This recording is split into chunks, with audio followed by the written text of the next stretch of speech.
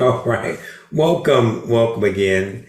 And we are in the process of studying the book of Matthew.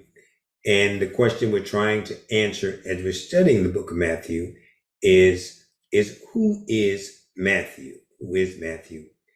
And so far, we've been able to discern that Matthew is, first of all, a bridge builder because he builds a bridge between the Old Testament and the New Testament.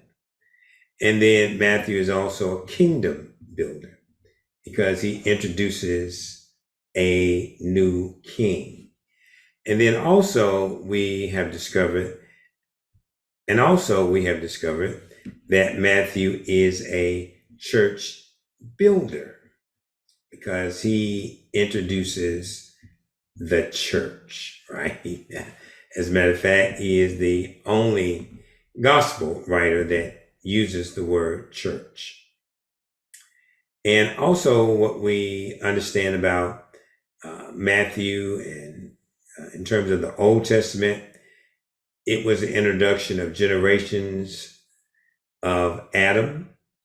And then the New Testament, which Matthew has the first book, is in of the New Testament, and it is an introduction of the generations of Jesus. All right, so today we are in Matthew chapter 2, verses 1 through 8. Then Herod called the Magi secretly and found out from them the exact time the star had appeared. He sent them to Bethlehem and said, "Go and search carefully for the child. As soon as you find him, report to me so that I too may go and worship him." First of all, notice here that this is after Jesus is born, right? In chapter 1, looked at Joseph and Mary's situation. And after Jesus is born in Bethlehem in Judea, during the time of King Herod, then the wise men from the Magi from the east come to Jerusalem. And we typically think of them as three because of their gifts, right? Gold, frankincense, and myrrh, which happens to mean bitter root. And they come asking, where is he? Where's the one who has been born King of the Jews? Where is he? The one that has been born King of the Jews. And we saw his star when it rose and have come to worship him. Wow. We have come to worship him. And then, something strange happens in the text. When King Herod hears this, it says he is disturbed and all of Jerusalem with him. Everybody, whole town, laughing at you. And the whole town is disturbed.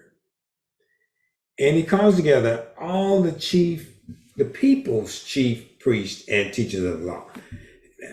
There may have been a royal priesthood, right, that only served the king. But he calls together all the people's chief priests and teachers of the law, the Jews, right? He asks them where the Messiah is to be born. And of course, they reply, Bethlehem, for it is written, and then by the prophet. And Matthew goes into that whole text about being the least of Judah or not being the least of Judah. All right. And then something further it's even stranger. He calls for another meeting to my King Herod. And he calls for a secret meeting. He says, go and search, send word so I can come and worship him.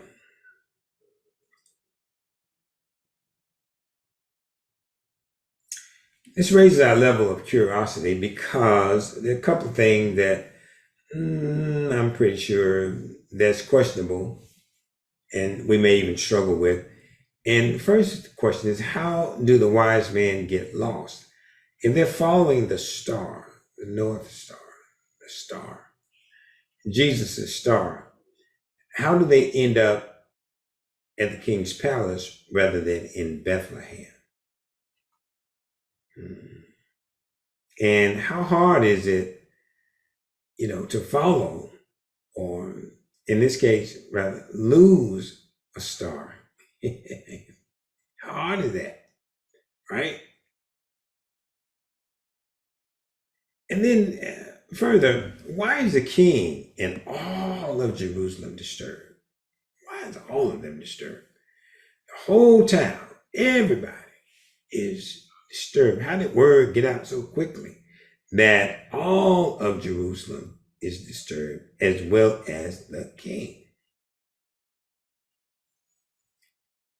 And then why call the people's chief priest and teachers of the law? Why does the king call them, and why do they quote an Old Testament scripture?